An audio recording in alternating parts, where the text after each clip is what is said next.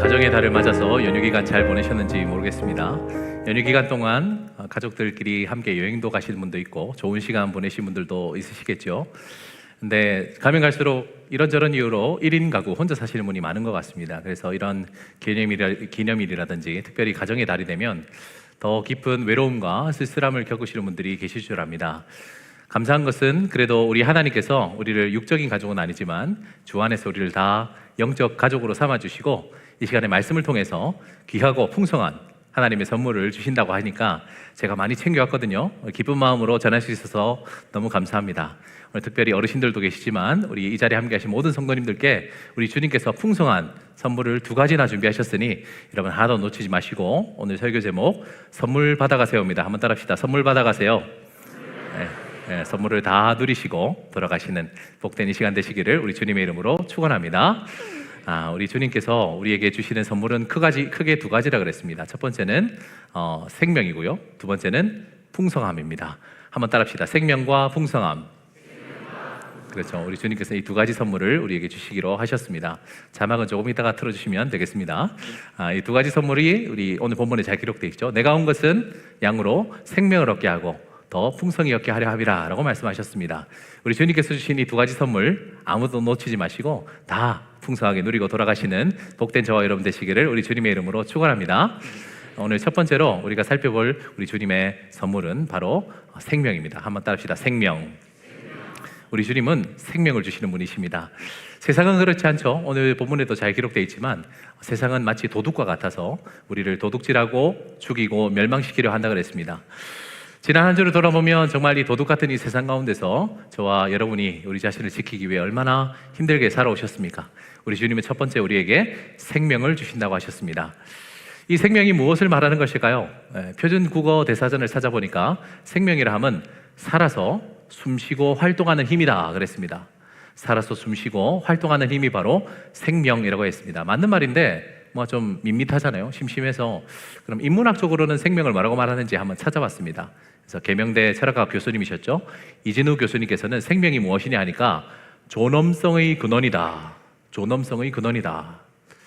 전문 용어로 뭐라카노라고 합니다. 좀 어려운 말인데 이게 무슨 말이냐면 세상에 있는 모든 것 중에 어떤 것이 존엄한가, 어떤 것이 귀한가니까 생명이 있는 것, 그죠? 생명이 있는 것은 우리가 존엄하다, 귀하다, 참 의미 있는 말이라고 생각합니다.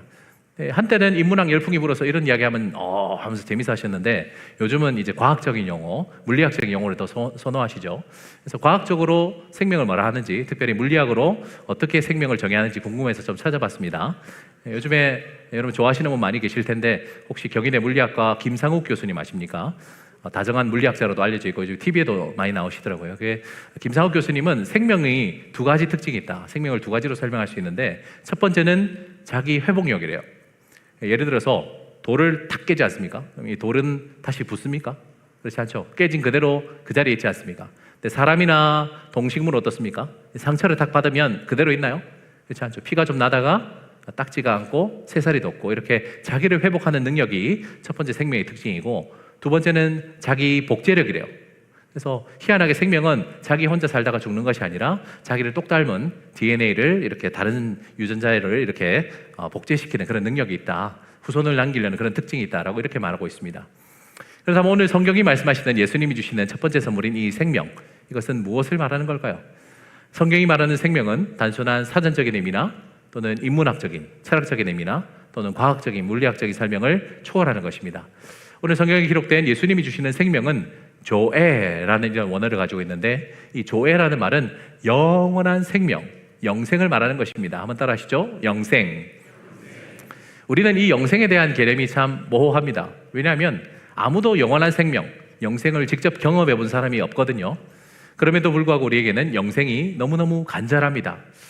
여러분 뒤에 있는 한번 꽃을 보시죠. 참 예쁘지 않습니까? 제가 퀴즈를 하나 내겠습니다. 이 꽃은 살아있는 꽃일까요? 죽은 꽃일까요? 살아있습니까? 죽었습니까? 애매하죠. 우리가 얼핏 보기에는 살아있는 것처럼 보여요. 그죠? 냄새도 향기롭고 또 색깔도 예쁘고 싱싱해 보이니까 살아있는 것 같은데 어떻습니까? 저 꽃은 뿌리가 끊어져 있죠. 줄기를 끊었기 때문에 얼마 가지 않아 곧 시들시들해지고 죽어가는 그런 꽃입니다. 화무 시비롱이라고 했습니까? 그래서 아무리 이 세상에 예쁘고 화려한 꽃이라 해도 열흘 이상 이렇게 붙어있는 그런 꽃들은 없다 그랬습니다. 올 봄은 또 얼마나 꽃이 빨리 떨어졌는지, 그죠? 저도 봄꽃을 제대로 구경하지 못한 것 같습니다. 내 봄 돌리도, 그죠? 그렇습니다. 그리고 스마트폰 같은 경우도 마찬가지죠. 스마트폰 여러분 사용하실 때 충전이 되어 있는 상태에서는 살아있고 기능하는 것 같지만 곧 어떻게 됩니까? 요즘 나오는 스마트폰 만 하루도 되지 않아서 다 방전됩니다. 그래서 우리 계속해서 보조 배터리 같은 거 끼우죠. 하지만 꽃도 마찬가지고, 꽃도 아무리 좋은 땅에 심고 물을 잘 주고 영양분을 준다고 해도 결국에는 이 꽃은 다 떨어지고 시들고 맙니다. 스마트폰도 아무리 열심히 보조 배터리 들고 다니고 충전해도 요즘 한 3, 4년 정도 쓰면 이제 기능이 하나씩 노쇠해지고, 노쇠 맞습니까?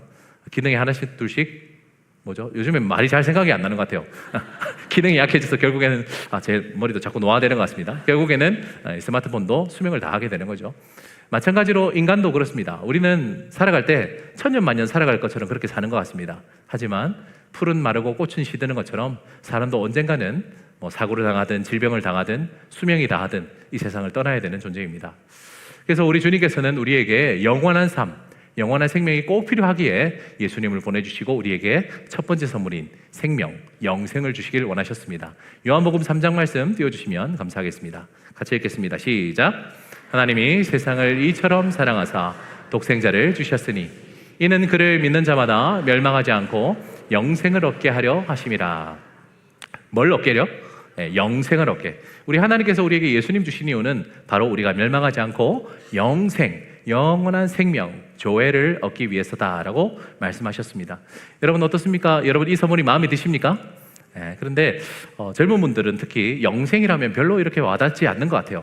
저 멀리 있을 이야기 같고 죽고 나서야 생기는 일이기 때문에 별로 관심이 없는 것 같습니다. 하지만 이 죽음의 문제, 영생을 확보하는 문제는 무엇보다 시급한 문제라는 것을 꼭 기억하셨으면 좋겠습니다.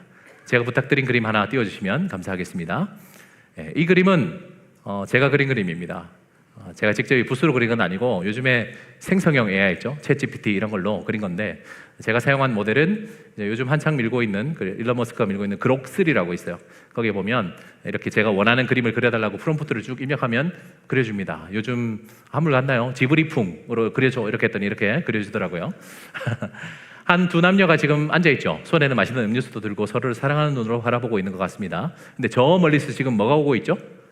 기차, 죽음의 열차가 지금 달려오고 있습니다. 문제는 이들이 지금 어디 위에 있어요? 철길 위에 있는 겁니다. 지금 이들에게 가장 시급한 문제는 뭐겠습니까? 지금 둘이서 눈 맞추고 마실 시간이 아니에요. 파티는 나중에 하고 사랑은 좀 이따 하고 지금 뭐부터 해야 됩니까? 빨리 여기를 벗어나야 됩니다. 우리를 묶고 있는 죄와 죽음의 이 사슬을 끊어내고 이 밧줄을 풀어내고 빨리 지금 일단 이 철길을 벗어나서 사랑을 하든지 파티를 하든지 해야 되지 않겠습니까? 그림 내려주시면 되겠습니다. 이와 같이 우리는 천년만년 살 것처럼 지금 내가 먹고 사는 이 문제에만 집중하고 있습니다. 우리가 사랑하는 것도 중요하고 파티하는 것도 중요하지만 제일 먼저 우리는 이 죽음의 문제를 해결할 수 있어야 되지 않겠습니까? 참 안타까운 것은 이 세상에 그 어떤 방법으로 이 죽음의 문제를 해결할 수 있을까요? 그 어떤 기술로도, 그 어떤 철학으로도, 그 어떤 위대한 사람의 도움으로도 우리는 이 죽음의 문제를 해결할 수는 없습니다. 그러나 여기에 복음이 있죠. 이것을 해결하실 수 있는, 이 죽음의 문제를 해결하실 수 있는 유일한 분이 계시답니다. 그분은 바로 우리 주 예수 그리스도십니다. 요한복음 11장 말씀 한번 띄워주시면 감사하겠습니다.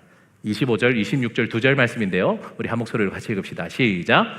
예수께서 이르시되 나는 부활이요 생명이니 나를 믿는 자는 죽어도 살겠고 무릇 살아서 나를 믿는 자는 영원히 죽지 아니하리니 이것을 내가 믿느냐. 아멘. 믿으십니까? 우리 주님은 부활이고 생명이십니다. 본인만 부활이고 생명이 아니라 나를 믿는 자는, 한번 따라합시다. 나를 믿는 자는, 부활이요 생명 되신 우리 주님을 믿는 자는 역시 죽어도 살겠고 영원히 살게 된다는 것을 믿으시기 바랍니다. 우리 주님께서는 우리를 너무너무 사랑하셔서 이 땅에서 그냥 잠깐 점만 찍고 가는 인생이 아닌 영원한 삶에 초대하신 줄 믿습니다. 부디 이 첫 번째 예수님께서 주시는 영생, 영원한 생명을 저만 누리지 마시고 여러분들도 다 챙겨가셔서 이번 한 주 이 영생의 기쁨을 누리시며 살아가시는 감사하는 한 주 되시기를 우리 주님의 이름으로 축원합니다.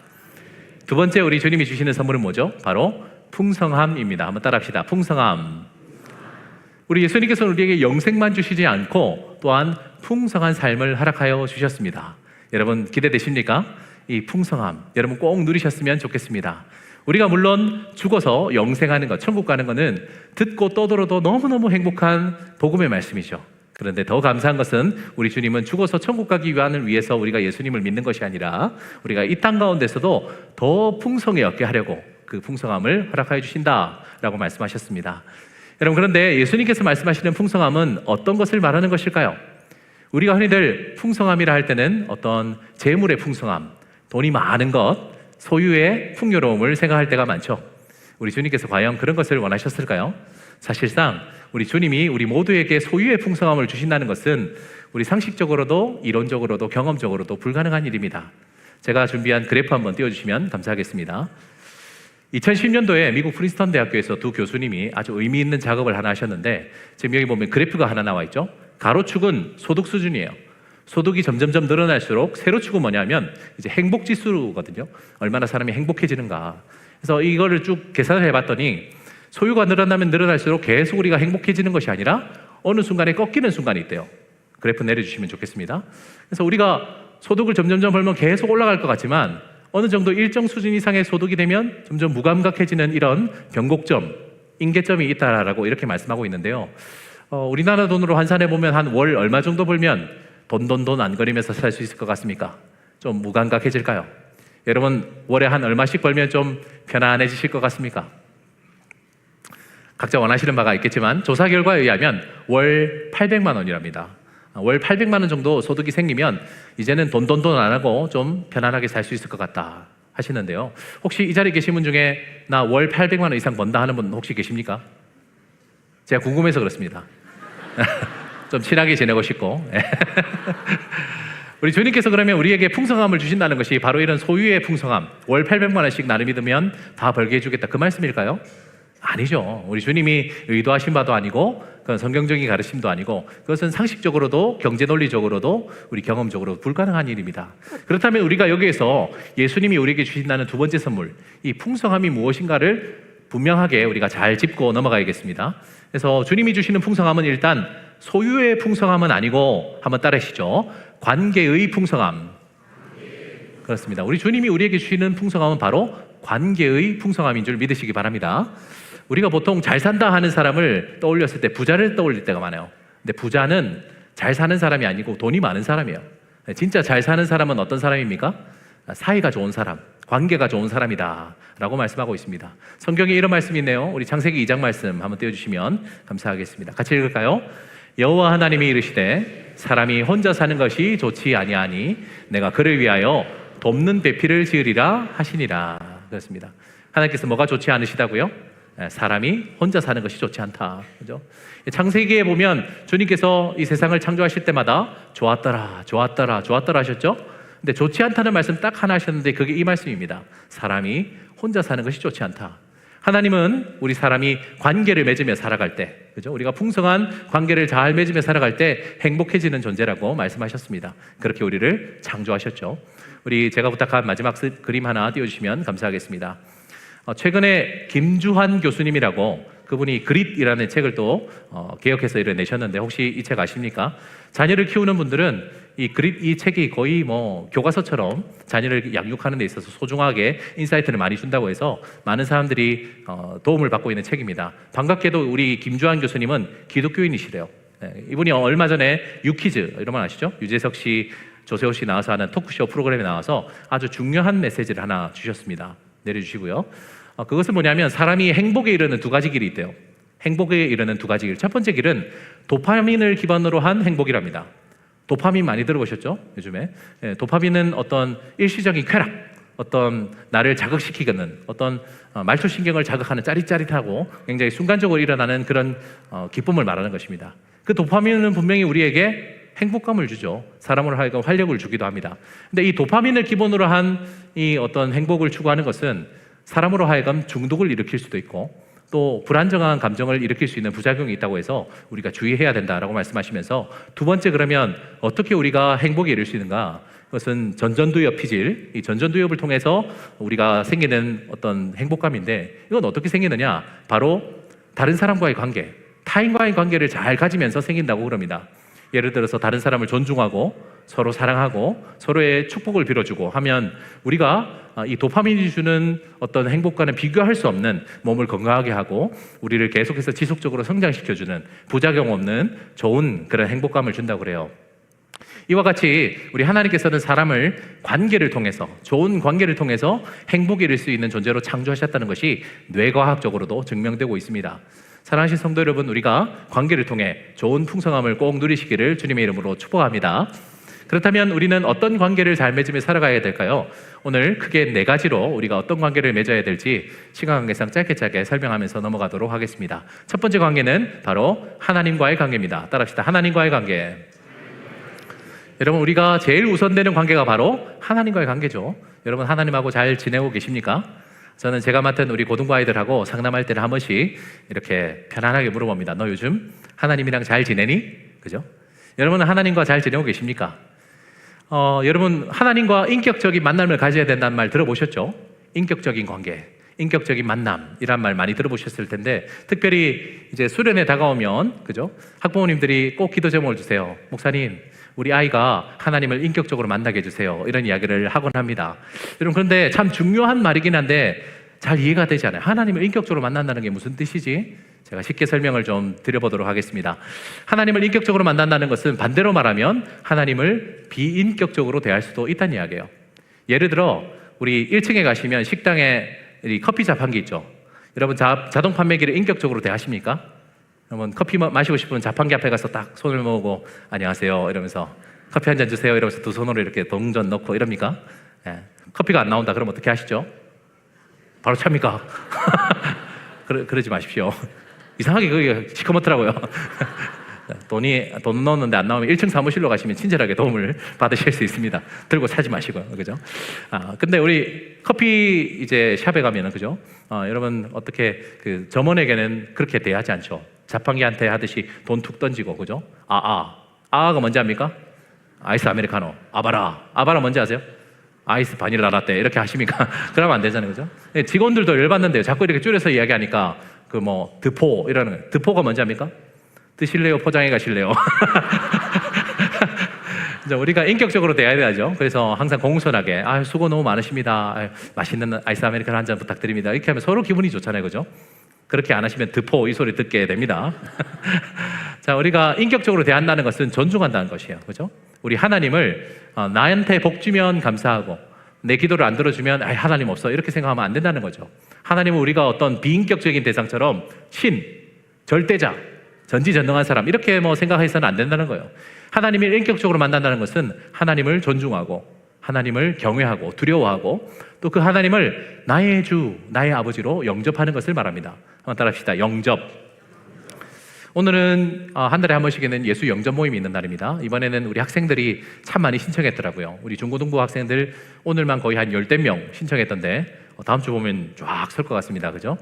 예수님을 나의 주, 나의 아버지로 영접하는 것이 우리 하나님을 인격적으로 대하는 좋은 관계를 맺는 첫 번째 출발인 줄 믿습니다. 영접만 했다고 끝이 아니죠. 여러분, 이 자리에 계신 분들 다 영접하셨습니까? 영접만 했다고 끝이 아니에요. 영접을 하시고 나면 어떻게 해야 됩니까? 나를 사랑하는 자는 내 계명을 지킨다 그랬습니다. 주님의 말씀을 순종하시고 주님의 말씀대로 살아가시는 것이, 그것이 우리 하나님과 좋은 관계를 가지는 방법인 줄 믿으시기 바랍니다. 이번 한 주 하나님이랑 잘 지내셔서 관계의 풍성함, 주님이 주시는 이 두 번째 선물을 잘 누리시기를 주님의 이름으로 축복합니다. 우리 두 번째로 생각해야 될 관계는 무슨 관계입니까? 바로 자기 자신과의 관계입니다. 한번 따라합시다. 자기 자신과의 관계. 이게 무슨 말인가 하시는 분들이 계시는데, 여러분, 하나님과의 관계를 잘 지내는 사람은 나와도 자기 자신과도 잘 지내야 돼요. 왜 그러냐면 나를 함부로 대하거나 또 나를 너무 이렇게 교만하게 대하면 다른 사람들과 관계도 이상이 생긴다는 것이죠. 여러분, 예수님이 뭐라고 말씀하셨습니까? 내 이웃을 뭐처럼 사랑하라? 내 몸처럼, 내 자신처럼 사랑을 하셨지 않습니까? 이 말은 즉 나를 잘 사랑해야 이웃도 사랑할 수 있다는 거예요. 자기를 사랑할 수 없는 사람은, 자기를 건강하게 사랑할 수 없는 사람은 주님의 사명도 제대로 감당할 수 없다는 이야기입니다. 그래서 여러분, 제가 드리고 싶은 말씀은 건강한 자존감을 가지라라는 말씀을 드리고 싶습니다. 그냥 단순히 세상이 말하는 건강한 자존감 정도가 아니라 성경이 말씀하고 있는 하나님의 말씀에 기초한 건강한 자존감을 가지고 나를 사랑하실 때 우리 주님이 우리에게 관계의 풍성함을 주실 줄 믿습니다. 여러분 그렇다고 해서 너무 나르시시즘에 빠져서는 안 되고요. 반대로 너무 자기 비하를 하거나 또는 자기를 학대하는, 함부로 대하는 그런 일은 없었으면 좋겠습니다. 우리는 두 가지 긴장감이 있죠. 하나는 뭡니까? 나는 죄인이다. 나는 하나님께서 용서해 주신 죄인이고 하나님의 은혜 아니면 살아갈 수 없는 연약한 존재다라는 걸 인정하시는 동시에 또한 나는 하나님의 작품이다. 주님께서 나를 귀하게 생각하시고 나를 자기 백성 삼아 주셨다라는 이 두 가지 묘한 긴장감 사이에서 우리를 잘 건강하게 스스로 관계를 잘 맺으셔서 이번 한 주 나를 잘 대하심으로 우리 주님의 말씀을 잘 따라 사실 수 있는 복된 한 주 되시기를 주님의 이름으로 축복합니다. 세 번째로 무슨 관계입니까? 바로 교회와의 관계예요. 한번 따라 합시다. 교회와의 관계. 여러분, 교회와 관계를 잘 지으는 말 잘 이해되십니까? 우리나라 학생들에게 교회를 그려보라 라고 하면 다 집을 그린대요. 집에 위에 십자가 딱 그려져 있는 그런 십자가 모양의 집을 많이 그린다면, 해외 나가서 선교지에서 이렇게 교회를 그려보라 하면은 대부분의 사람들은 서로 손을 잡고 기도한다든지 서로 사랑을 나누는 그런 공동체를 그린다 그럽니다. 그렇습니다. 우리는 어느새 교회 하면 교회 건물을 떠올릴 때가 많아요. 그러나 교회는 건물이 아니고 교회는 사람입니다. 예수 그리스도를 주로 고백하는 사람들의 사랑의 공동체, 영적인 가족이 바로 교회인 줄 믿습니다. 여러분, 밖에 나가서 다른 사람들한테 잘해주려고 하지 마시고요. 먼저 교회 식구들한테 잘해줬으면 좋겠습니다. 교인들하고 좀 친하게 지내시기를 주님의 이름으로 축원합니다. 저하고도 좀 친하게 지냈으면 좋겠습니다. 부탁입니다. 우리 교회 이제 3년 차 되는데 아직도 서먹서먹하고 인사도 못 나누는 분 계시면, 야, 이 행정 괜히 했나? 계속 평안할 걸 하는 그런 생각도 좀 들고 그런데, 여러분 저 만날 때마다 반가워해 주시고 이름도 서로 물어봐 주시고 그러면 참 좋을 것 같습니다. 여러분, 오늘 이렇게 주일날 교회 오셔서 예배 드리고 가시는 것도 너무너무 귀한 일입니다. 그런데 예배만 보고 우리가 신앙생활을 하면요, 뭐가 제대로 안 됩니까? 교인들하고 교제가 제대로 안 돼요. 안녕하세요, 잘 지내시죠? 이 정도는 아주 형식적인 그런 교제 아닙니까? 근데 우리 교회는 참 좋은 교회잖아요. 왜냐? 우리는 목장하는 교회잖아요. 그죠? 그래서 목장 모임 귀찮아도 매주마다 꼭 나오시길 바랍니다. 목장에 나오셔서 같이 식사를 해야 그래 식구가 되잖아요. 같이 식사도 하시고 서로 또 한 주 동안 있었던 이야기도 좀 나누시고 위에서 기도해주고 하면 그것이 한 주, 두 주 쌓이면 어떻습니까? 점점 더 깊은, 우리 어찌 보면 친가족보다 더 끈끈한 그런 사랑을 경험하실 수 있으리라 생각합니다. 여러분, 그리고 초원 바뀐 지 얼마 안 됐죠? 아직 좀 서먹서먹하신데 초원 모임도 있으면 꼭꼭 좀 나오세요. 난 그런 거 안 나가 이러지 마시고, 초원에서 뭐 발표회 있다 이러면 좀 귀찮아도 좀 나오시고, 초원에서 식당 봉사한다면 난 요리 그런 거 못해, 오셔서 설거지라도 좀 도와주세요. 진짜 항상 부족하거든요. 나와서 이렇게 하다 보면 3년 동안 같이 볼 얼굴이잖아요. 친해지고 그 안에서도 또 하나님이 주시는 관계의 풍성함이 있을 줄 믿습니다. 부디 우리 구민항교회 모든 성도님들이 모든 목장마다, 전도회마다, 부서마다 이런 관계의 축복들이 가득해서 내가 교회에 오니까 살맛이 난다, 교회에 빨리 가고 싶다, 교회 사람들 만나고 싶다라는 이런 풍성함을 꼭 누리시기를 주님의 이름으로 축원합니다. 마지막 네 번째 관계는 누구와의 관계겠습니까? 바로 세상과의 관계죠. 한번 따라합시다. 세상과의 관계. 그렇습니다. 우리는 신앙생활을 교회에서만 할 때가 많아요. 신앙생활을 교회생활로 착각하시는 분이 있는데, 물론 교회에서도 신앙생활 잘 하셔야 되겠죠. 근데 진짜 신앙생활은 어디서 해야 됩니까? 세상에서 해야 되는 거예요. 왜냐? 우리는 소금과 빛인데 어디에 소금과 빛입니까? 세상의 소금, 세상의 빛이라 그랬습니다. 근데 어떤 분들은 교회에서는 짬만 내고 교회에서는 반짝반짝 하다가 세상만 나가면 그냥 세상하고 똑같이 사시는 거예요. 그러면 안 됩니다. 그렇죠? 우리는 진짜 신앙이 이 세상 가운데 짠맛을 내고 어둠을 물리치는 빛의 역할을 잘 감당해야 될 줄 믿습니다. 세상은 우리의 사역지입니다. 믿으십니까? 이제 여러분 예배를 마치고 세상으로 나아갑니다. 믿지 않는 가족들에게 또 학교로 또 직장으로 일터로 나가시는데, 그곳에서 여러분들이 이 세상과 좋은 관계를 맺으셨으면 좋겠습니다. 여러분, 전도를 잘하는 사람은요, 특별한 은사가 있어서라기보다, 이거 좀 오해하지 말고 들으셨으면 좋겠습니다. 인간성이 좋은 사람입니다. 여러분, 이제 두 주 뒤에 이제 5월 25일 되면 VIP 초청 주일이 다가오는데요. 아직 1층에 가보시면 게시판에 너무 빈칸이 많이 있습니다. 그래서 전도를 좀 합시다라고 독려해도 전도 할 사람이 없어요 라고 하는데, 죄송한 이야기지만 인간성이 안 좋아서 아닌가 하면 스스로를 한번 돌아봤으면 좋겠습니다. 제 주위에 예수님 안 믿는 사람이 없어요 라고 말하실 수 있죠. 그럴 수 있습니다. 저도 좀 그런 편이에요. 왜냐하면 자꾸 편한 사람들하고 우리는 교제를 하려고 하거든요. 그러니까 늘 교회 사람들하고만 교제를 하다 보니까 우리는 주위에 예수님을 안 믿는 사람 만나기가 참 어려운 거예요. 그래서 정작 이렇게 1년에 한 번 있는 이런 전도 축제 때 누구를 데려올까 굉장히 고심이 될 때가 많이 있습니다. 그래서 여러분, 우리는 어떻습니까? 세상과 똑같이 살기 위해 그런 게 아니라 세상으로 나아가서 영혼들을 만나야 돼요. 그래서 나가기 싫어도 동창회 있으면 나가십시오. 거기서 똑같이 놀라는 게 아니고요. 거기서 여러분들이 구원할 영혼들을 찾으십시오. 반상회 나가기 싫죠. 저도 싫은데 그래도 나가셔야 됩니다. 반상회비 내는 거 아깝죠. 그래도 나가세요. 왜 나가냐? 거기서 그 사람들하고 똑같이 놀라는 게 아니라 전도하기 위해 나가는 거죠. 사랑하신 성도 여러분, 우리가 이제 VIP 초청주의를 앞두고 조금 더 우리 주위에 있는 예수님을 믿고 이 영생의 기쁨과 관계의 축복을, 이 관계의 풍성함을 누릴 많은 분들을 나만 믿고 나만 천국 가는 그런 이기적인 마음 말고요, 공유할 수 있었으면 좋겠습니다. 저도 이번에 VIP 초청주일에 2명을 놓고 기도하고 있고 저희 아내도 1명 놓고 또 기도하고 있습니다. 시간이 얼마 남진 않았지만 마지막까지 최선을 다해 주셔서 정말 이 예수님이 주시는 귀한 선물, 생명과 풍성함을 함께 나누실 분들 꼭 초대하실 수 있었으면 좋겠습니다. 세상 가운데 우리가 전도도 해야겠지만요, 전도만이 우리의 할 일은 아니죠. 주님이 우리에게 주신 이 청지기적인 사명을 가지고 이 세상을 이롭게 하는 일에, 자연을 보호하고 지속 가능한 세상을 만들기 위해 우리는 힘써야 될 것입니다. 산불이라든지 지진이 난 곳에 모른 척하지 않고 그걸 위해서 우리가 또 특별 헌금도 준비하지 않습니까? 주위에 약하신 분들, 병약하신 분들 위해서 우리가 또 이렇게 재물을 우리 또 함께 공유하지 않습니까? 이런 일들에 적극 동참하시면서 우리 주님이 기뻐하시는 이 관계의 풍성함, 세상을 향한 관계의 풍성함을 다 누리시기를 우리 주님의 이름으로 축복합니다. 말씀을 정리하겠습니다. 오늘 어버이 주일을 맞이해서 우리 주님께서 주시는 소중한 선물들 나누셔서 너무 감사하게 생각합니다. 2가지 선물 뭐였죠? 바로 생명과 풍성함이었습니다. 부디 이 말씀 꼭 기억하시고 선물 받아가세요라는 오늘 설교 제목처럼 영원한 생명, 조회 누리시며 관계의 풍성함, 하나님과의 관계, 나와의 관계, 교회의 관계, 세상과의 관계를 풍성하게 가지심으로 내가 이 세상 살아가는 데 있어서 살맛나는 즐거운 인생들 다 살아가시기를 우리 주님의 이름으로 축원합니다. 말씀 생각하며 함께 기도하시겠습니다. 주님, 오늘 우리에게 주신 소중한 2가지 선물, 생명과 풍성함에 대해서 깨우치게 해주심을 감사합니다. 주신 말씀 따라 이 선물 잘 누리며 살아가게 하여 주시옵소서. 우리 묵상하며 함께 기도하시겠습니다.